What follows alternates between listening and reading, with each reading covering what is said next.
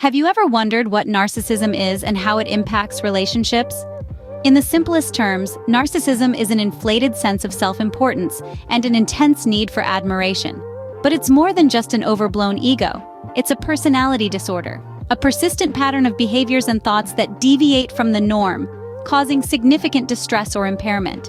A narcissist by nature has a grandiose sense of self, often believing they are superior to others. They are preoccupied with fantasies of limitless success, power, brilliance, beauty, or ideal love. Their need for constant attention and admiration is insatiable, and they often lack empathy for others. They can be manipulative, exploiting others to achieve their own ends. One might wonder, what's the harm in a little self-love? But narcissism isn't about self-love. It's about self-obsession at the expense of others. When it comes to relationships, narcissists often build them based on how the other person can serve their needs, not mutual respect or love. This can lead to a cycle of manipulation, emotional abuse, and power plays that can be incredibly damaging for the non-narcissistic party. Imagine a relationship where one person's needs, feelings, and desires always come first, where criticism is met with rage, and where expressions of love are conditional upon meeting the narcissist's demands. This is the reality for many in relationships with narcissists. It's a reality marked by confusion, self-doubt, and often a crushing sense of worthlessness. Narcissism can create a toxic environment, and to protect oneself, tactics like no contact and gray rock are often used. Understanding narcissism is the first step towards dealing with it effectively. And remember, you're not alone. There's a whole community out there ready to support and guide you. So if you found this information helpful, don't forget to like, subscribe, and share this video. Together we can shine a light on narcissism and perhaps make the journey a little easier for those who are grappling with its impact. A scene script. Ever heard of the no-contact approach? It's a powerful tool when dealing with a narcissist. The no-contact approach is exactly what it sounds like, cutting off all contact with the narcissist in your life. This isn't just about ignoring phone calls or texts, it's a complete severance. No emails, no messages, no social media interaction. Think of it as putting up an impenetrable wall between you and the narcissist. Why go to such lengths, you might ask? Well, narcissists thrive on attention. They need it like we need air to breathe. They use it to manipulate, control, and cause emotional turmoil. By cutting off their supply, you're taking back control. The no-contact approach is more than just a defensive tactic. It's a step towards healing, towards reclaiming your life. It's about making space for positive energy and relationships to flourish. It's about prioritizing your mental health over the narcissist's need for attention. But how does it work? The first step is the hardest, making the decision to cut off contact. It's not easy, but it's crucial. Then, you start by blocking the narcissist on all platforms: phone, email, social media. Change your number if you have to. If they can't reach you, they can't manipulate you. The next step is to eliminate any triggers that might make you want to reach out to them. That could mean getting rid of old messages, photos, or anything else that reminds you of them. It's about making a clean break. And the last step? Stick to it. It's not going to be easy. There will be times when you'll be tempted to break the silence, but remember why you started this. Remember the emotional turmoil, the manipulation, the control. Remember that you deserve better. The no-contact approach can be a lifeline, but sometimes it's not an option. This is where the gray rock method comes in handy. Remember, you're stronger than you think, and you're not alone in this journey. Like, subscribe, and share if you found this helpful, and stay tuned for more. Now, imagine being as uninteresting as a gray rock. That's exactly what this method aims for. Welcome to the world of the gray rock method, a survival technique used when no contact is not possible or practical. The gray rock method is about becoming as emotionally unresponsive, boring, and unengaging as possible when interacting with a narcissist. It's akin to being like a gray rock.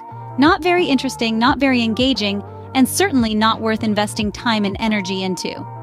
The reason behind this method's effectiveness lies in the narcissist's need for attention and emotional reaction. Narcissists thrive on the emotional responses of others. They feed off the drama and the chaos they create.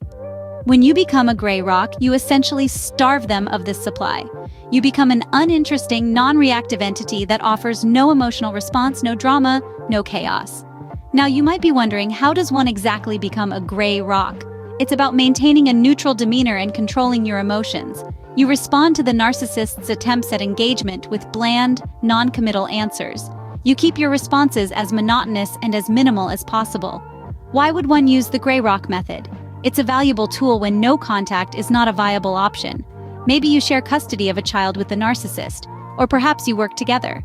In such scenarios, the gray rock method can be a lifeline, a way to navigate these necessary interactions without giving the narcissist the emotional response they crave. However, it's important to remember that the gray rock method is not a cure-all solution.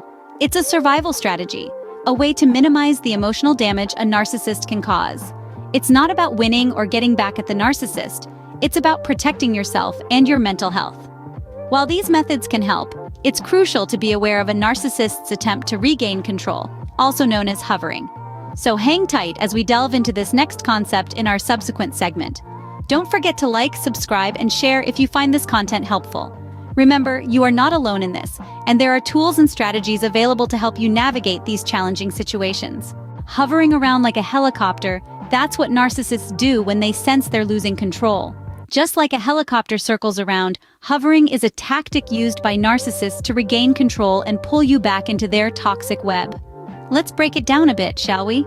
Hovering is a term used to describe the narcissist's attempt to return to your life after a period of separation or after you've cut off contact. This could be in the form of innocent-seeming messages, sudden bursts of affection, or even through mutual friends. They may act as if nothing happened, or they may apologize profusely, promising to change. But remember, these are just tactics to regain control. So how do you recognize when a narcissist is hovering? Well, they will often try to exploit your vulnerabilities. They know your weaknesses and they will not hesitate to use them against you. They might bring up shared memories, or they might try to make you feel guilty or responsible for their well-being. They may also try to make you feel special, as if you're the only one who can help them. Now, dealing with hovering can be tricky, but it's not impossible. The key is to keep your guard up. Remember, you've distanced yourself for a reason. Don't let them manipulate your emotions. Respond if you must, but do so without showing any emotion. That's where the gray rock method we discussed earlier comes in handy. Another effective approach is the no-contact rule. Cut off all communication if possible. It might be difficult initially, but it's a necessary step towards healing and moving on. If you're finding it hard to cope, don't hesitate to seek professional help. Therapists and counselors can provide you with the tools and strategies to handle such situations effectively. In the end, remember this: you are not alone. Many have walked this path before you and have come out stronger on the other side. Understanding narcissism, the no-contact approach, gray rock method, and hovering can equip you to better navigate a relationship with a narcissist. And remember, as always, don't forget to like, subscribe, and share our channel to help others who might be in need of this information. So, we've uncovered some critical tools for dealing with narcissists. We've taken a deep dive into the murky world of narcissistic behavior and how it affects those around them. We've learned that narcissists can be manipulative and controlling, often leaving their victims feeling confused, hurt, and powerless. We've explored the no-contact approach, an effective strategy for those who want to break free from the toxic cycle of narcissistic abuse. This method involves completely severing ties with the narcissist, blocking all forms of communication, and removing any reminders of them from your life. Though it may be challenging, the no-contact approach can be a vital step towards healing and regaining control. We've also discussed the gray rock method, a technique that involves becoming as uninteresting and unresponsive as a gray rock to the narcissist. By not providing them with the emotional reactions they crave, their manipulative tactics often become ineffective. This strategy can be particularly useful for those who cannot completely cut off contact with the narcissist. Lastly, we've decoded hovering, a common tactic used by narcissists to regain control over their victims. Hovering can come in many forms, from seemingly innocent gestures to more obvious attempts at manipulation. By understanding what hovering is and how it works, you can better protect yourself against it. These are just a few of the tools at your disposal when dealing with narcissistic individuals. Each person's situation is unique, and what works best for one person may not work for another. It's important to remember that you're not alone, and there are resources and support available to help you navigate this difficult journey.